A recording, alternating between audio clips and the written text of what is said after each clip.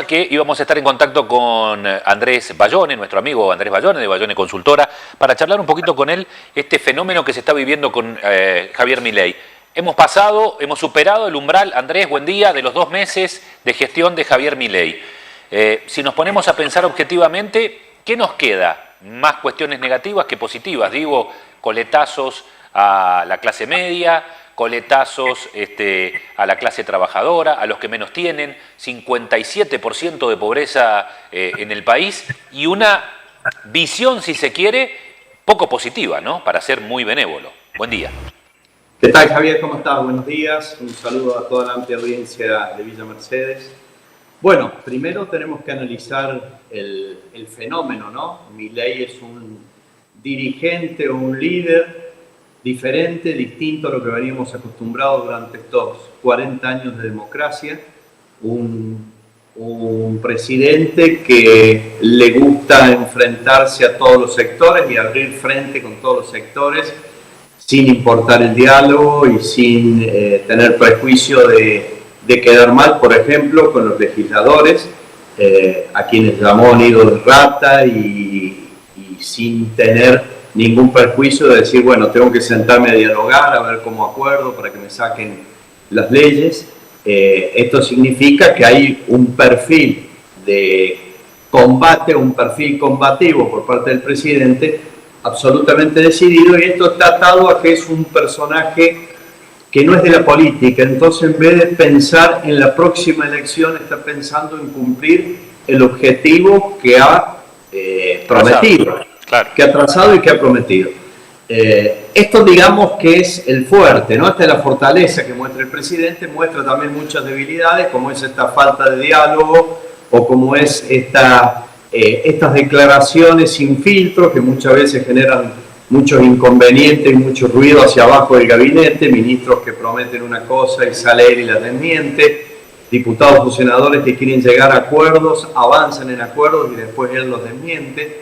Entonces, bueno, esto genera una separación absoluta de lo que es el presidente y sus decisiones con el resto del gabinete, ¿no? Diríamos que es un gobierno absolutamente unipersonal y con decisiones tomadas exclusivamente por el presidente. Esto le quita poder de diálogo, de acuerdo y de rosca al resto de los dirigentes. Pero a mí me parece que hay que enfocarse en 3 temas que son fundamentales en estos primeros 2 meses de gestión, donde Milei ha ido del todo a la nada. Y esto, sin lugar a dudas, va a traer consecuencias. La primera la dio a conocer la UCA hace pocos días, la Universidad Católica Argentina, y tiene que ver con los índices de pobreza.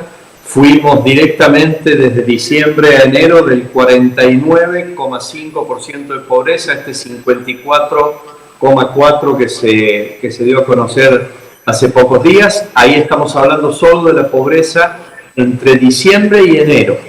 Claro. Se prevé, y la misma UCA lo ha previsto, que para febrero esto siga escalando al 60%. Estamos hablando de que hoy en la Argentina hay 23,5 millones de personas que están por debajo del índice de pobreza. Esto bueno, es un signo absolutamente negativo de todos los primeros meses de gobierno. Esto se puede explicar si vemos algunos sondeos que nosotros hemos hecho y que te he hecho alcanzar vía WhatsApp de la imagen, allí está, de la imagen del gobierno o de cómo la gente ve el gobierno. Si bien hay un pequeño signo mayoritario de creer que el gobierno no va por el buen camino o de no apoyo al gobierno, todavía hay un núcleo duro del 45% entre los que aprueban todo el gobierno y los que aprueban algunas medidas del gobierno que lo sostienen. Y esto está absolutamente atado a la palabra esperanza. Es sobre todo la clase productiva, las pymes, el sector industrial, alguna porción del sector comercial que tiene esperanzas de que esto se pueda revertir. Entonces están haciendo el máximo esfuerzo y están soportando también la máxima presión financiera y monetaria para buscar una luz en el camino que logre revertir esta situación. Así lo expresan los mismos empresarios con los que dialogamos, hablamos y trabajamos, pero también nos dicen, esperemos que no nos pase como en la época de Macri, que teníamos la misma esperanza y finalmente la solución no llegó. Claro. Me parece que así es la única manera de explicar bueno, esta difícil y dura situación que también está arrastrando, y creo que es el segundo punto que tenemos que abordar, Javier, está arrastrando a la clase media y sobre todo está perjudicando muy fuerte a los jubilados, ¿no? Totalmente. La movilidad previsional va por debajo de la inflación, los sectores de la clase media, fundamentalmente, en su gran mayoría, la clase media baja, ha pasado ya bajo la línea de pobreza, y la clase media un poco más pudiente está cambiando su forma de administrarse, achicando donde más puede para tratar de soportar lo que haya que soportar, ¿no? Porque tampoco sabemos cuánto. Ha anunciado el propio Milei que vamos a entrar en los peores meses. Marzo, abril y mayo serán los peores meses. Entonces, bueno, el panorama hacia futuro no es el mejor, ¿no? Mira, Andrés, yo publicaba esta mañana al comienzo del programa que aquí en la provincia de San Luis entra en vigencia el nuevo cuadro tarifario tras la quita de los subsidios que hizo la Nación.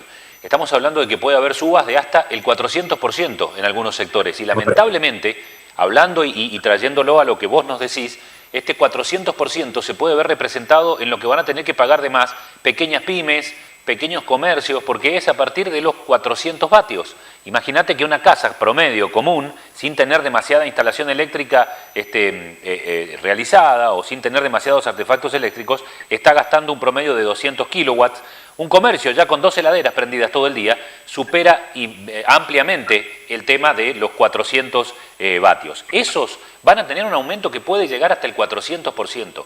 Las escuelas que consumen más de 400 vatios, los municipios que pagan el alumbrado público, la verdad es inentendible esto, que es precisamente lo que dice Milei. Esto todavía no se ha visto, se va a ver reflejado en marzo y en abril. Ni hablemos del transporte, no hablemos de la desregulación de la tarifa del gas, que también va a venir con aumentos de hasta un 700%. Bueno, digo, por eso te decía, siendo muy optimista, podemos decir que el panorama no es para nada alentador, ¿no? Bueno, vos has destacado 4 factores que para mí son clave de lo que viene, Javier. 2 factores tienen que ser soportados o tienen una influencia muy fuerte, un factor muy fuerte sobre el sector productivo, y 4 tienen que ver con, bueno, las familias, al ciudadano común, ¿no? El tema del aumento tarifario de la luz y del gas, que va a impactar muy fuertemente sobre la producción, una producción que está en caída, porque al haberse cortado el consumo, por supuesto, baja la demanda, baja la producción, estamos en el límite del riesgo de lo laboral, ¿no? De la pérdida de trabajo.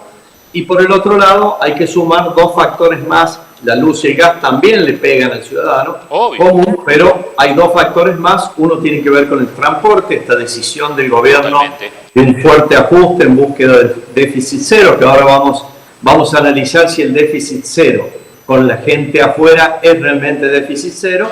Pero bueno, esta quita de los fondos al transporte, esta quita del incentivo docente con el inicio de clases en pocos días, esta quita de los subsidios y los fondos a las distribuidoras energéticas, son todos factores que se van a ver reflejados en el bolsillo de los ciudadanos a partir del mes de marzo. Por eso digo, hacia adelante estamos yendo, no con un panorama de apertura, sino con un panorama de achique cada vez mayor del salario, que ya perdió el 50% entre la inflación de diciembre y enero. El 50% del salario fue licuado, esto significa que un asalariado le sacaron el 50% y además tiene que soportar una fuerte inflación, que sumado a eso, un tarifazo en los servicios, bueno, va a ser casi una situación, te diría, sin salida para los próximos meses, fundamentalmente para la clase media y la clase baja, ¿no? Un panorama muy difícil, con un presidente que ha decidido asfixiar a las provincias. La provincia de La Rioja ayer ya ha lanzado una cuasi moneda, una moneda local, porque no puede soportar la falta de envío de la coparticipación a las provincias, sumado a este recorte en todos los sistemas de transporte y sistemas de aporte para la educación. Y bueno, realmente el panorama se comienza a poner difícil, que además con un presidente con falta de diálogo y tratando de buscar siempre algunos actores para el enfrentamiento, tratando de comunicar, que esto lo hace muy bien, que hay sectores de la Argentina que quieren sacarlo del juego porque él quiere hacer lo que la gente quiere. Bueno, es toda una estrategia de marketing, de trabajo de las redes, pero Así ya es. comienza a verse paulatinamente una baja en la imagen del gobierno y del propio presidente.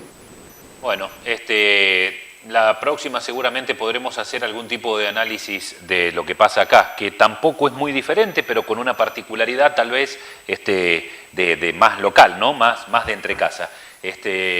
La verdad no es nuestra intención, Andrés, yo lo digo siempre, tirarle mala onda a la gente, pero lamentablemente la realidad es una y nos vemos en la obligación de analizarla con la máxima objetividad posible, porque ahí sí debemos ser objetivos. Yo siempre digo, es difícil la objetividad en el periodismo, porque yo soy periodista, vos sos periodista, también lo has ejercido, pero digo, uno tiene su corazón. Vos sos hincha fanático de San Lorenzo, yo soy hincha de River.